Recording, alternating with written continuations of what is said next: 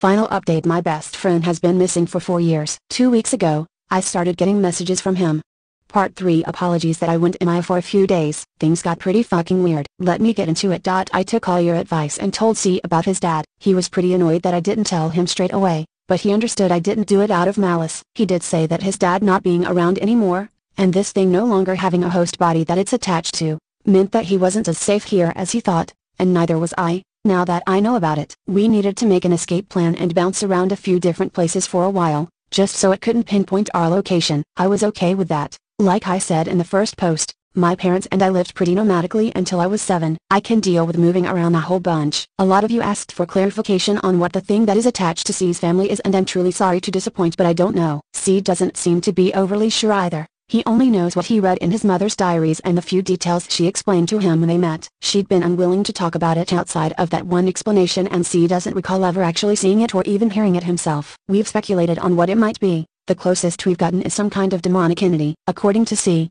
his mom told him that the thing can't really do a whole bunch of damage by itself. It needs a host body to manipulate, either physically or mentally, into doing its ungodly bidding. The problem is that most people are powerless to resist it. It takes over every sense in your body, every thought in your brain. It consumes you, and it's almost impossible to tell it number. Speaking of C's mother, I met her for the first time ever. It was his idea. I won't give away her exact location, but she's in a place that is very remote and incredibly difficult to get to. He said we could be safe with her for a few days, until we figured out what else we were going to do. She didn't seem to be too happy about it. Like I said, she'd been unwilling to discuss this thing with him. She, understandably, didn't want or need it dragged back into her life. But when C and I explained that his father was dead and the thing was now roaming free, looking for a new host, she allowed us to stay until we got something sorted. It's where we're at now. C's mother is strange. He definitely gets his beauty from her. She's got those same big green eyes and that same glossy midnight hair. She's tall and narrow built and pale like he is too. Their similarities seem to begin and end there. C has always been pretty easygoing,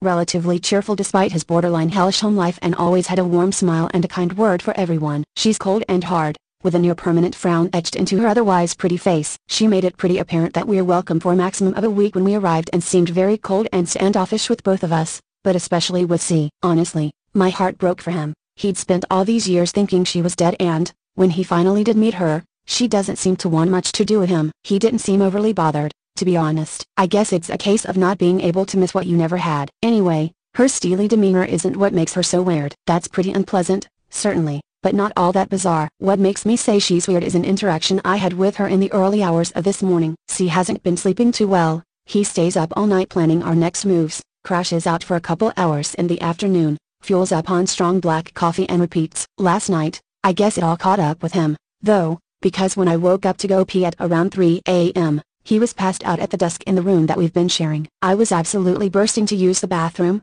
so I elected to go take a piss first and wake him up and put him to bed upon my return. When I got back, however, I found his mother standing outside the door to the room, smoking a cigarette and looking at her son with a softness I hadn't yet seen on her face. She even smiled at me as I approached. He talks about you a lot, you know, in his sleep, and that you mean a lot to him, Peregrine. She said it softly, without really looking me in the eye. Looking back, it was a little unsettling, but at the time I just smiled back at her. He means a lot to me, too. He means everything to me. We both watched him sleep in silence for a moment, less than a moment, honestly. It can't have been more than 5 seconds. Then, I went to step into the room and to bid her good night, but she stopped me by putting a hand on my arm. I hope you won't allow him to be harmed, Peregrine. These things can be troublesome, and he's a smart boy, but he doesn't know everything. Sometimes, things aren't as they seem. You need to be cautious, and don't trust anybody. For the love of God, nobody. People can be such horrible liars. On paper, or, I guess, on screen. That sounds fine, I know. Just a mother looking out for her son, issuing a warning to his companion to try and keep him safe. But she had this weird look on her face when she said it. She was almost